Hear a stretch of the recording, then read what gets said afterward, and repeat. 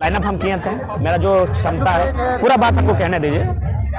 जब रांची का जो कार्यक्रम में कायक हुआ था आपको जानकारी है, और आप लोग अगर जानते हैं मुझे तो मेरा शेड्यूल को भी जानते हैं कि आज लगभग हमको लगता है मेरा 3 जनवरी तक मेरा शेड्यूल है, कंटिन्यू है। एक दिन भी देखिए, आज हम रामगढ़ में हैं, कल सरायकेला में होंगे, फिर सरायकेला, फिर पूर्वी, और फिर धनबाद, और फिर सरायकेला, फिर बोकारो। तो मैंने मेरा ये शेड्यूल मेरा पहले से है, तो ऐसा नहीं कि हर जगह हम जा पाए। हमने पूरा समर्थन किया, नैतिक समर्थन किया। मेरा जितना भी दोस्त लोग हैं रांची में रहता है, उदाहरण है विराट बाबू है, पप्पू है, बेरोजगार पनेसर है, रवि दा है, आपका संतोष दा है, जितने भी मेरे साथी हैं रांची रामगढ़ के, उनको मैंने बाय फोन किया कि आप जाए। और अच्छी बात है ना, हर जगह अगर नया नया नेतृत्व मिलेगा, हर जगह अगर नए नए लड़के आगे आकर लीडिंग करेंगे तो ये खुशी की बात है। हर जगह जरा मत तो क्यों, हाँ मेरा योगदान है कि नहीं, देखिए मेरा योगदान था, जो मेरी औकात है, जो मेरी क्षमता है, उस अनुसार मैंने जो किया था।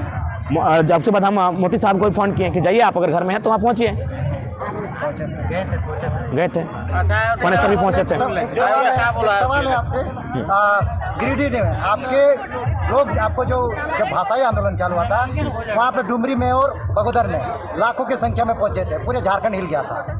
अभी कुछ असामाजिक लोगों के बाद कल मैंने सोशल मीडिया में देखा है कि वहाँ पे फिर बाहरी कलाकार यानी काजल रखवानी का आगमन है, इस पर क्या कहेंगे? इस पर आप यही कहेंगे कि मैंने झारखंड की व्यवस्था पूरा चौपट है, इनको समझ में ही नहीं आता है कि लोग क्या चाह रहे हैं। इनका वही बोले ना, दूरदर्शिता नहीं है, इस राज्य के प्रति ये निष्ठावान नहीं है।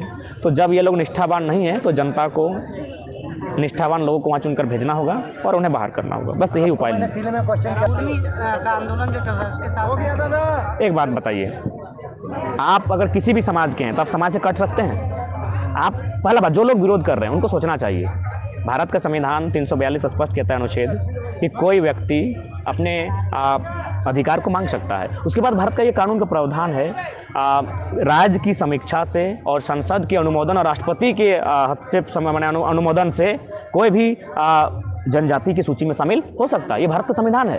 तो मांगना लोगों का राइट है, देना ना देना ये भारत का कानून का राइट है। तो कानून अपना काम करे, जनता अपना काम करती है। इससे आंदोलन बढ़ जाएगा ना? नहीं, देखिए पहला बात, जब मेरा जन्म नहीं हुआ था तब से ये आंदोलन है, तो इस दोनों को अब इसी बीच में आ गए तो उसमें मेरा, बाकी इसके विषय में हम स्पष्ट हैं, हमारे बच्चा हैं उर्मी पूरा आसान बात। तो अभी रामगढ़ में उपचुनाव होने को है, क्या रहा टाइगर जरा मत अपने पार्टी के या अपने संगठन के लोग यहाँ पे इस उपचुनाव में उतारेंगे?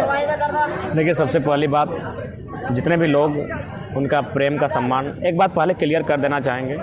यदि क्योंकि आज के सभा के बाद हो सके बहुत सारे लोग ये कयास लगाएंगे उपचुनाव को मद्देनजर रखते हुए, तो उनको जानकारी हम देना चाहेंगे कि ये जो हमारा आज का शेड्यूल है ये लगभग 1.5 महीना पहले का शेड्यूल है। इसलिए इस बात को अगर कोई गलत ले रहे हैं अन्यथा में, तो उनसे चाहेंगे ये जो चित्तरपुर में प्रोग्राम बनने का, ये हमको लगता है 1.5 से 2 महीना पहले, यानी जो हमारी विधायिका जी हैं, विधायक जी मैडम, हाँ, उनके रद्द होने से पहले से मेरा यहाँ शेड्यूल है। तो इस तरह का कोई अन्यथा में ना लें। हाँ, हालांकि आज अगर इस क्षेत्र की जो विधायिका अगर मैंने नहीं है, मैंने खाली है, तो इसके लिए हमारा कोई विशेष फोकस चुनाव को लेकर नहीं है। इसलिए नहीं है क्योंकि हम लोग अभी आंदोलन कर रहे हैं, उसके बाद ये लोकतंत्र है। और जैसा कि छात्र की जो समस्या देख रहे हैं या किसानों की समस्या देख रहे हैं, विधानसभा के भीतर बन रहा है, तो ऐसे में कुछ अच्छे लोग चुनकर जाएं। और दूसरा बात, हम किसी राजनीतिक इंटेंट से यहाँ कभी नहीं आए हैं। नहीं तो दादा, आपके बैनर अभी आप आए हैं, आपके ही देख ले, ये लोग चाह रहे हैं कि आपको सीएम के रूप में देखना, और अभी सोच रहे हैं कि जिस तरह से आपने जो विचारधारा लेके पूरे झारखंड में घूम रहे हैं, चाहते हैं कि ये विचारधारा अगर विधानसभा तक पहुँचे तो राज्य की पटल में राज्य की विकास होगा, यहाँ के लोगों का विकास होगा। तो क्या आप शुरुआत करेंगे क्या रामगढ़ से? देखिए, सबसे पहला बात, हम लोग का ऐसा कोई इरादा नहीं है, और इसलिए नहीं है क्योंकि हम लोग के पास अभी कोई राजनीतिक ना संगठन है, ना हमारा कोई एक संगठनिक ढांचा है, और ना ही कभी हम लोगों ने अभी चुनाव लड़ने को लेकर दिलचस्पी रखी है। हमने कभी ऐसा सोचा भी नहीं है, लेकिन हमने बार बार यही बात को दोहराया है कि समय की मांग, परिस्थिति की मांग, लोगों की राय, उसके अनुसार कोई निर्णय लेते हैं। तो फिलहाल ऐसी कोई सुगबुगाहट नहीं हुई है, और कहीं ना कहीं आज जो परिस्थिति आप सामने देख रहे हैं, भले जो रामगढ़ की विधायिका हैं उनसे मेरा कभी व्यक्तिगत भेंट भी नहीं हुआ है, लेकिन मुझे लगता है जिस प्रकार झारखंड के और विधायकों के साथ नाइंसाफ़ी हुई है, और बाकी अगर वे दिए, और ऐसी परिस्थिति में न्यायालय का ये निर्णय कहीं ना कहीं थोड़ा सा यहाँ भावना का सम्मान उन्हें करना चाहिए था। अतः उनको जो बच्चा उनका अगर बड़ा हो जाता कुछ दिन, उसके बाद अपना निर्णय सुना सकते थे।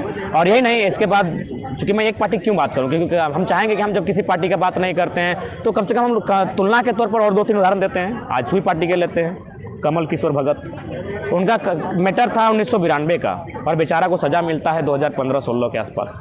तो ऐसा नहीं होना चाहिए न्यायपालिका में। या तो आप 92-93 में ही दे देते हैं, 94-95 में उनको सजा सुना देते हैं। बीच में विधायक बनने के बाद अभी झारखंडी को ही क्यों टारगेट किया जाता है? जेएमएम की भी बात कर लेते हैं, अमित महतो। देखिए ना, उनसे मेरा कोई ऐसा उनका नाम लेते इसका मतलब नहीं कि उनके साथ मेरा कोई सहानुभूति या फिर कोई समर्थन है या फिर मेरा उनसे कोई दोस्ताना है। हम झारखंडित होने के नाते हम यही पूछते हैं कि हमारे ही विधायक क्यों, चाहे योगेंद्र महतो रहें या फिर कांग्रेस से की बात करते हैं बंदूक तिरकी, 6 लाख उनको पैसा मिलता है, उनकी विधायिका खत्म कर दी जाती है। यहाँ अनूप सिंह बैठा है, 1 करोड़ रुपया डेली कमा रहा है क्योंकि वो बाहर का है और सारा सिंडिकेट बाहर का है, ब्यूरोक्रेसी में बाहर के लोग हैं, न्यायपालिका में बाहर के लोग हैं। तो इस झारखंड का क्या उद्देश्य है, जहाँ अगर बाहर के लोग